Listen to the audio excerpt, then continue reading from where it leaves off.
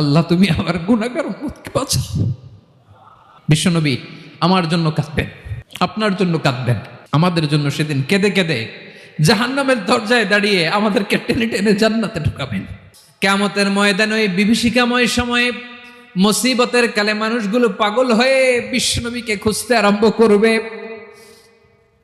সবাই মিলে বিশ্বনবীর কাছে যেয়ে বলবে, ইয়া রাহমাতাল লিল আলামিন, ইয়া খাতামান নবীন, রাহমাতাল লিল আলামিন। দেখেন আমাদের কি অবস্থা, কি কঠিন বিপদে আমরা আছি, দাঁড়াতে পারি না, সূর্যের আলোতে ঘেমে হয়রান। আজকে কেউ সুপারিশ করতে পারবে না। সব নবীরা অপারগতা স্বীকার করেছে, তারা বলেছে আপনি ছাড়া কেউ নাকি আল্লাহর সামনে দাঁড়াতে পারবেন না, আপনি একটু সুপারিশ করেন। বিশ্বনবী বলবেন, আসো আসো, আজকের দিনে আমি ছাড়া আল্লাহর সামনে কেউ দাঁড়াতে পারবে না।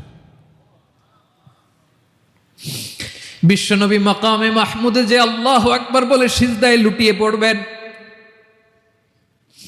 আল্লাহ রাব্বুল আলামিন বিশ্বনবীকে এমন কিছু চমৎকার শব্দ শিখাবেন, ওই শব্দগুলো দিয়ে আল্লাহর প্রশংসা করে বিশ্বনবী কাঁদতে আরম্ভ করবেন। বিশ্বনবী এমন ভাবে অজর দ্বারায় সিজদায় লুটিয়ে পড়ে কাঁদবেন, রব্বুল আলামিনের রহমতের দরিয়ায় জোশ লেগে যাবে। রব্বুল আলামিন এই দৃশ্য থেকে সহ্য করতে পারবেন না। রব্বুল আলামিন বলবেন, ইয়া মুহাম্মদ ইরফা রাসাক, ও নবী আপনি মাথা তোলেন, মাথা তোলেন, আপনার কান্না আমি সহ্য করতে পারি না। নবী আপনি মাথা তোলেন, সাল তুতা, আজকে আপনি যা চাবেন তাই দেব। নবী আপনি সিজদা থেকে মাথা তুলেন, সাল তুতা, যা চাবেন তাই দেব। ওয়াশফা তুশাফা, যার জন্য সুপারিশ করবেন তার সুপারিশ কবুল করে নেব। বিশ্বনবী এবার মাথা তুলবেন।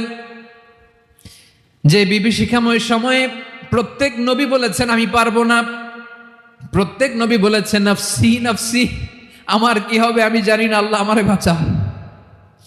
প্রতিটি নবী বলবেন নাফসি নাফসি, আল্লাহ তুমি আমারে বাঁচাও, আমারে বাঁচাও। বিশ্বনবী মাথা তুলবেন, তুলে বলবেন রব্বি হাবলি উম্মতি, আল্লাহ তুমি আমার গুনাহগার উম্মতকে বাঁচাও।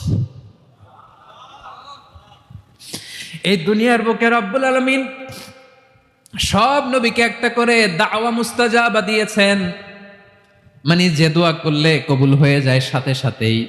দাও বিহা, দুনিয়ার সব নবীরা ওই দোয়াটা দুনিয়ায় করে ফেলেছে।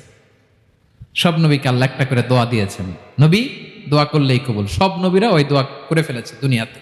বিশ্বনবী বলেন আমি করি নাই। ওয়া ইন্নী আখতাবিউ দাওয়াতি শাফাআতান লি উম্মতি ইয়াউমাল কিয়ামাহ, আমার ওই স্পেশাল দোয়াটা আমি দুনিয়ার পক্ষে কঠিন বিপদে পড়েও কোনোদিন করি নাই। আমি আমার স্পেশাল দোয়াটা কিয়ামতের দিন আমার গুনাহগার উম্মতকে সুপারিশের জন্য রেখে দিয়েছি। আল্লাহ বলবেন নবী ইরফা রাসাক, মাথা তোলেন, আর কাঁদবেন না। বিশ্বনবী মাথা তুলবেন, আল্লাহ বলবেন সাল তুতা, আপনি যা চাবেন তাই দেব। ওয়াশফা তুশাফা, সুপারিশ করেন, সুপারিশ কবুল করব। বিশ্বনবী বলবেন আল্লাহ ওই স্পেশাল দোয়াটা দুনিয়াতে করি নাই, আজকে আমি তোমার দরবারে দাঁড়িয়ে কিয়ামতের দিন ওই দোয়াটা করছি। আল্লাহ আমার যে উম্মতের হৃদয়ে যাররা পরিমাণ ঈমান আছে, আমার একটা উম্মতকেও তুমি জাহান্নামে ঢুকাতে পারবে না।